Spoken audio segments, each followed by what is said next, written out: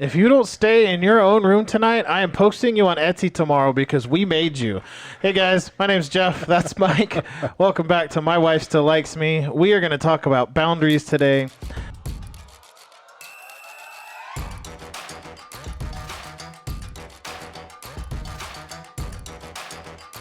Hey, how you doing? Oh, it's gonna be fun. I don't even know if it sounds good or not. I should probably listen to it. I think I should. You remember that show? Are we recording? Yeah. I don't know where to put stuff like this. Like, this is great stuff.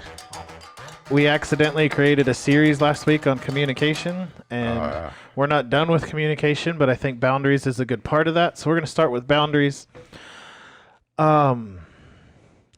Listen to listen, listen for advice, and listen to fix it. I kind of think are like an umbrella. We're doing this on the fly today. I don't know how that fits into boundaries. I want to talk about the video we didn't talk about last week. I'll link it because I don't know all the rules about showing it yet. But I'll try to describe it. The video is 1 minute and 40 seconds, and I'm going to take 15 to explain it, unfortunately. Probably not. But there's a lady sitting on the couch, and she's just going on about this immense pressure she feels in her head, like she's got a headache all the time. And she's talking to, we'll assume, husband, boyfriend, somebody. And she's got a nail in her head, like through her head, like in her forehead. And she's just talking about like this stuff. And her, we'll say husband, could be boyfriend. We'll say husband is sitting there like, well, if you just take the nail out of your head, and she is just frustrated. It's not about the nail. Stop telling me about the nail. I don't want you to fix it. And the whole time, like, as men, I know we think this. I'm like, but you could just do this. You could just do this. You could. That's not what they want. Like, anyway, so they go through the whole video, and they finally get to the point to where the guy finally gives in. I don't know if that's the right word. The guy chooses his battles. Yeah, absolutely. And lets her just express how she feels. And then the punchline of this whole thing is they go in to kiss and make up at the end, and she hits the nail on his forehead, and they're both like, come on, if you just take the nail out of your head, all this would go away. Oh, it's an amazing video. Tie this into boundaries. There are a lot of different boundaries. Like, we have boundaries between extended family, boundaries with our children, boundaries with our friends, boundaries with each other. How much of that conversation about the pressure that a spouse could be under leaves the house? Oh, absolutely. Like, yeah. Like, my parents might watch the show. I don't know. My mom knows I want to write a book about all this stuff one day. I don't know if she actually watches the show, but one of the cool things that both of my parents have said, and my in-laws are this way too, and I don't have a traditional in-law relationship. I love my in-laws. I assume they love me. They've been a very influential part of my life, and they're super awesome people. So, but all four of them, so my parents and my wife's parents, have all been, we're here for advice, not to tell you how to live your marriage. If you want to talk to us, we'll listen. But don't bring me your trash. Oh, absolutely. Like, you can come, like, if you just need to come vent, and that's like, but don't come to me and beat up your husband. That's your problem. Or don't come to me and beat up your wife. Yeah. That's your problem. But have been very, like, explicit. Like, we're not going to tell you how to live your life. This is your life to screw up. I'm paraphrasing. This is Jeff's terms. My dad didn't say go screw up your marriage. But this is like, and I was like, that super, like, hit me, like, super spoke to me. Like, you're here if I need you. But I can keep my issues to myself and talk about them with my spouse or with a mental health professional. In my case, my parents are mental health professionals. Right. But anyway, boundaries and just things like, I don't want to say rules, but like the hook today. If you don't stay in your own room tonight, I'm posting you on Etsy tomorrow. Sometimes I feel that way. All of my children sleep in, well, my daughters sleep in one room. My son sleeps in his room. Yeah. Pretty regularly, at least one, if not all three of them, end up in my room sometime between 2 and 4 in the morning. It drives me, not me, I don't really notice. I sleep through a lot of things. But it gets to the point where it affects the sleep cycle of my wife. Oh, yeah. And so that's all the time. Like, you know, you threaten, that's not the right, like, that's not the appropriate word. You threaten your kids with, you know, snacks and toys and games. Like, you need to sleep in your own room tonight. For a while, we had a baby gate up. They're all big enough to open the baby gate. Right. But for a long time, like, that was the boundary we set. Like, you guys have your space to sleep. You need your sleep. Daddy has his place to sleep. He needs his sleep or he's going to be really grumpy tomorrow. So the gate is there as a boundary. You guys sleep in your set. Now, there's another, like, I guess it's a boundary. And this is what works for us. you guys might do something different. And I've heard stories of like parents that co-sleep forever. I don't know where that line is. That has to be for a specific family, but it needs to be talked about between spouses. My house is roughly 2,000 square feet. My children get 1,500 of it to pretty much do whatever they want. That's my space to be an adult. That's my room and bathroom. That I can take my pants off. I can sit and read a book. My kids don't go in my room. Obviously, there are exceptions when a kid is sick or whatever. Those things happen. But by and large, that's my space. And for a long time, we had a gate up that, like, you sleep in your space. And that's not that they can't, like, we leave the door open so they can be like, they can call us if they need something. Yeah, emergencies or whatnot. That's been that way since as soon as our kids were old enough to appropriately sleep in their own space. Like, okay, this is my room. You can do whatever, there's toys, TVs, whatever. I got this giant for me, giant 55-inch TV that I spent hours watching Paw Patrol, but I go to my room. That's my space. Yes. So those are kind of things we're talking about. Boundaries with extended family, like how much of the conversation we talked about from the video makes it to my in-laws or to social media. Boundaries for our children. We could make boundaries like its own like series. Boundaries in fighting, like when we're fighting with each other. Well, when you and I are fighting, when we're fighting with our spouses, like what are appropriate ways. So this is going to get broken down into a lot of different things. But to start, thoughts on boundaries. Like this is part of the communication process. This all has to be talked about. Because if I don't tell my wife how I feel about my room being my space, or the couch thing. Oh yeah. The couch thing. So this is an example of a boundary that has to be talked about. I don't care if the kids jump on the couch. I really don't.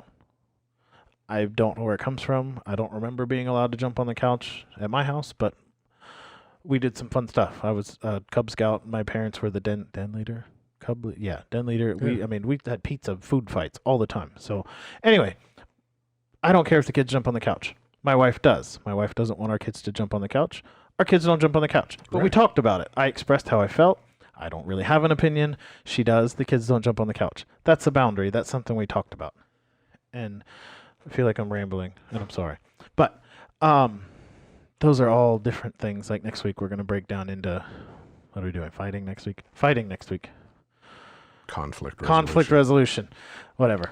We'll get it right next week. But boundaries. Yeah. How much stuff leaves the home?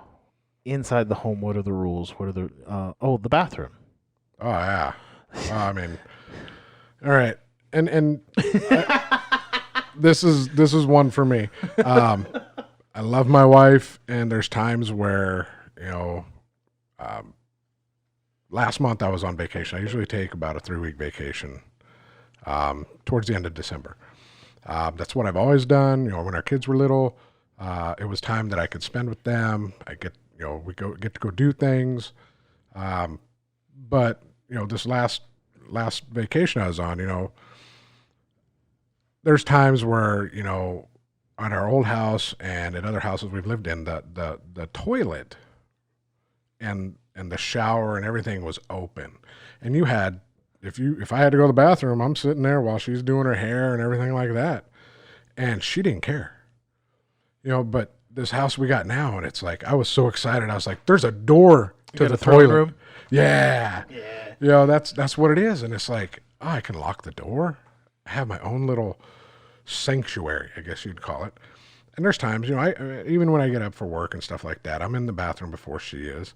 I'm doing my business, and there's times I take my phone in there and I'll read. I'll play a game. Does whatever. anybody not take their phone to the bathroom? I don't know. I mean, I think that's part of our society now. It almost has to be. But that's what I do. And I can hear my wife get out of bed. I love you, dear. And I hear her open the bathroom door. And I freeze. And I'm like, I'm doing my business on the throne here. And it is what it is. There's an odor that sometimes comes with that. It happens. And, all of a sudden the door flings open. Hey, what are you doing? What do you think I'm doing? And it's like, hey, I just wanted to say hi. And I'm like, great. Can we shut the door? Can you yell hi to me? Hey, I know you're in there. Talk to me when you get out. Something like that. But but it's we talked about communications last week, and that's one of her things. Your 212 that you had mentioned, the challenge that we threw out to all the married men, and even the men dating last week. Watch that one if you didn't see it. We need to have a boundary. I never set up that boundary, so it's something. I guess my wife, if she's watching this, she'll find out about it. Oh my gosh.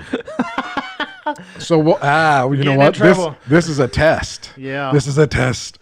Is she really watching it? Oh my goodness. We're gonna get in so much trouble. But it's so worth it. Yeah. But I sit there, I never set up that boundary. Sure. And it doesn't bother her at all. But yeah. there's something, as I should have set it up a long time ago. Again, we had one bathroom in our apartment. Our first apartment when we got married, it was a one bathroom. And that's kind of what it did, and that's what you did. Somebody's got to go, you got to go. There's not much you can do about it. So, but I mean, you're talking boundaries, and then there are boundaries, with my kids, with my grandkids. We've set that up. Like you, my bedroom is my bedroom. Mm-hmm. And I think I've mentioned before, my grandkids live with us. Both my kids live with us. We've actually, last year we moved my mother in with us because, she needed a little bit of help and whatnot. Yeah. And this is the best way to help her out. We can watch her, we can take care of her. But I went as far as last month putting in a lock on my bedroom door. I put it has a key lock. My grandkids, I love them to death, but there's that time when I'm sleeping and they come barging in and they jump on you and you're like ready to throw. Whoa, what is this? But yeah, I mean, and we've talked to them and my grandkids are 3 and 4, and it's just something, I talked to my daughter. Hey, this is what's going on. Both my daughters know, hey, you knock. Yeah. If you got something to say, okay. If I want you to come in, it's not that I don't love them and I don't want to see them, but what if, I've Space just gotten out of the okay. shower, whatever, something like that. You need your own dedicated space. And the boundaries, that's just one aspect of boundaries. Boundaries, going throughout my marriage, there was never really any boundaries. We didn't set it up. We didn't know about it. Sure. The book. There's a great book. That's off the top of my head. I can't think of it right now. There's a lot of good books, so we're going to have to be a little more specific. No, in regards to boundaries. I think it's called Boundaries. Maybe. Probably. And my wife read that, and then she was like, here, read this. And I'm like, okay. And it made sense. Sure. And that's where the boundary comes in the long line of respect as well. Mm-hmm. Because if you can communicate, like we talked about last week, your boundaries to your spouse, to your family, to your extended family, to your friends, then you guys are going to be much happier. Our relationship, I can look back early in my marriage and it was no boundaries. It was chaos. As we've matured and we've grown in our relationship, there's boundaries come up and we respect each other more, and there's less arguing. There's just an amazing, communication that goes on, and it feels like a marriage should. Yeah. We're friends. There you go. We're good friends. We love each other. Again, my wife still likes me. As long as my wife's still liking me, I tell her she has to love me because she married me and signed that paper. But, she still likes me. And as long as, she still likes me, we're good. I think that's the biggest thing. But boundaries is a key part to a relationship. Communications, boundaries. Talking about them. Absolutely. I don't have the same bathroom boundary. Like if somebody's in there going, and so my bathroom's open too. Like, and it's our tub, shower, sink, and closet are all one room. Okay. If somebody's going number 1 or number 2, there's 2 other bathrooms in the house figured out. And it's always like our first apartment was like 700 square feet in Virginia, and 1 bathroom, and we had a roommate. Oh. And tough. Circle K's across the street. Good luck. And that was just like, I don't know. And this is not a bad thing. As a newlywed, I don't know that there was discussion about it. My wife just said, no, when I'm in the bathroom, I'm in the bathroom. Now, getting ready, taking a shower, that's a whole different thing. A whole different ballgame. But she explained something like seeing your spouse in that kind of compromising position. She just didn't want to see that, and I don't care. Like, whatever. Well, you were in the Navy, so I mean, that was 180 other people in the same bathroom. Like, you'd get used to it. But at the same time, like, I mean, I can go potty in the grass if I really had to. Yeah. Like, I can figure it out. I've seen you, unfortunately. Really? Well, yeah. I mean, anyway, so yeah, like, to different perspectives. Like, okay, and it doesn't matter what house we've lived in. I've not ever seen my wife go to the bathroom, like, ever. It's never happened. But that was a request, so I respect the boundary. right. Because you guys talked about it. Yeah. Excellent. And that's where the rest of this, I guess, a series, thought process, boundaries, discussion, communication. That's where the rest of this is going to go till we.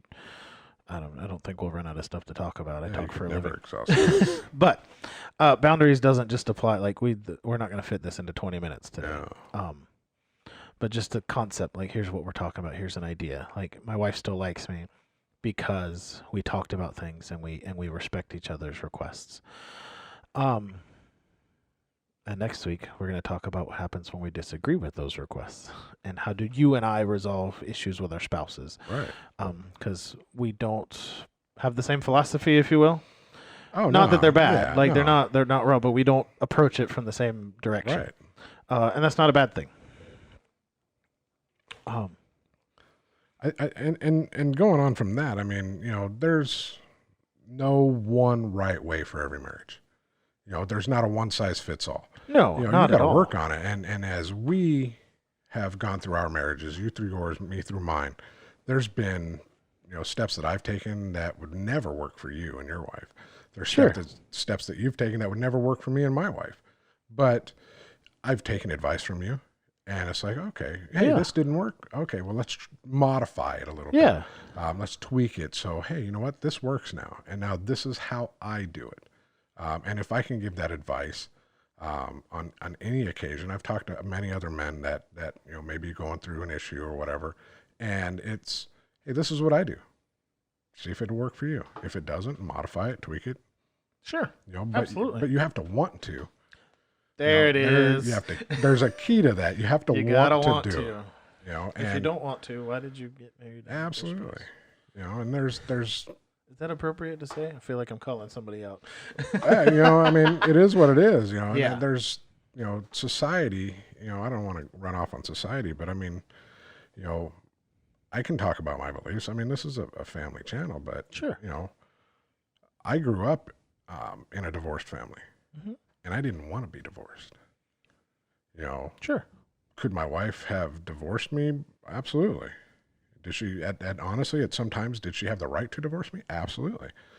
But she chose to stick it out, and we chose to work on it. And that's when boundaries started coming in. That's when, the communication opened up. Because early on in my marriage, we didn't have any communication. It wasn't, all daisies throughout my marriage. Rainbows and sunshine? Rainbows and sunshine. There was not much of that early on. And like you were talking about, family and friends, it was, our spouse, my wife would be going to her mom, going, oh my gosh, what's going on? He's, he's doing this. Why is he doing this? And, maybe she should have came to me, or maybe I should have been more open for her to come to me. All of the above. Yeah. Yeah. Because that's go back to the video and the idea of listen to, now I lost it. Listen for advice, listen to fix it. Is we have issues and our wives need to go somewhere with that issue. Yes. But we always want to fix it, not just listen. And so they don't come to us anymore. Right. They go somewhere else.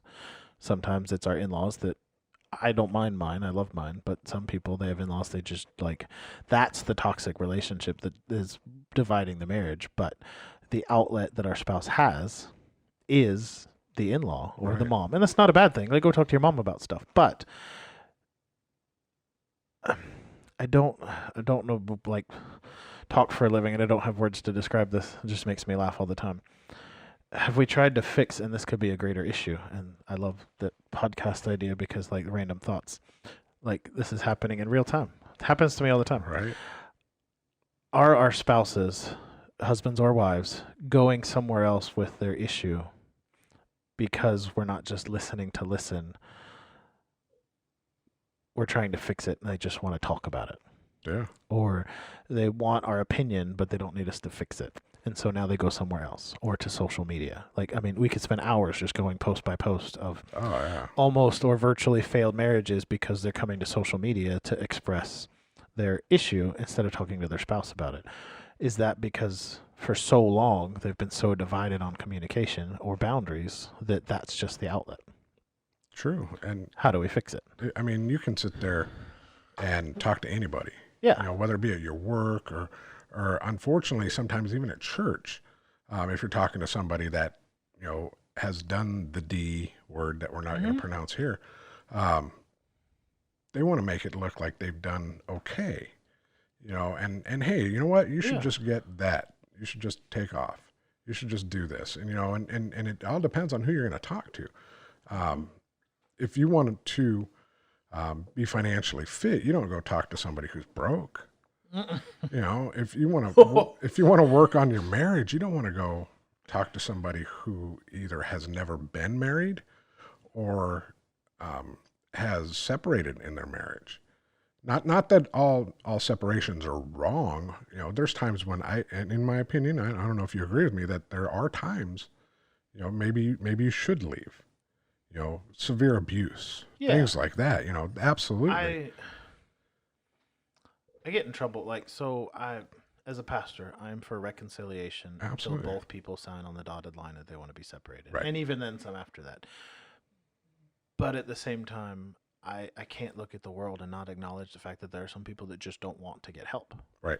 Like, if you're, there's no excuse for this, but if you're physically abusive or emotionally abusive to your spouse, and it's been identified, and you're not willing to get help, it might be time to move on. Yeah. I don't know. Like, yeah, I would love for every couple to stay together. But we could have the same, you know, discussion of, you know, all of the try it before you buy it, on all of that stuff. Oh, like, yeah. You know, those are some things I don't agree with, but at the same time, like, how do you know? Like, you don't know. And that's part of, like, the communication and stuff like that. Is before dating. Michael Todd from Transformation Church, his whole, like, theme for their church is dating and their process of starting marriages and life out correctly, but not in a try it before you buy it kind of mentality. Right. But his whole thing on dating is data collection.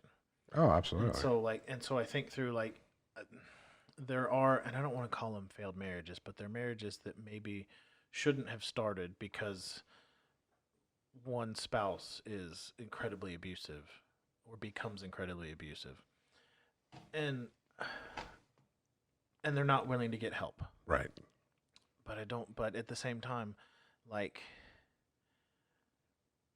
there has to be a point in which somebody says, I just can't do it anymore. From the being abused side. Absolutely. But at the same time, I'm like, but that means you're giving up on ever having that person get help. And I'm not upset about that. Like, I get it. Like, at some point, everybody's going to break. Like, there comes a point. But does that mean, like, as a person of faith, are you giving up on that person ever getting the help that they need? Whether they admit it or not, or want to or not. But how many people, it's mostly women, but I'm sure that this goes both ways, but how many people are mentally stuck in a relationship now because they won't give up on that? Oh, yeah. Like, their spouse is incredibly emotionally abusive and even physically abusive, and they're not willing to leave because they won't give up hope on that person. Yeah, and I mean, and so I don't know. Like, I want to say that there's a chance, but, like, if you know that you have an issue and you're not willing to get help, I'd leave you too. Like, right. But and like you said, I think this all, in a roundabout way, comes back to the communication. Yeah. Your data collection, so to speak, in your dating, and then being able to set up a boundary of saying, hey, this is how I'm going to limit you on how you abuse me.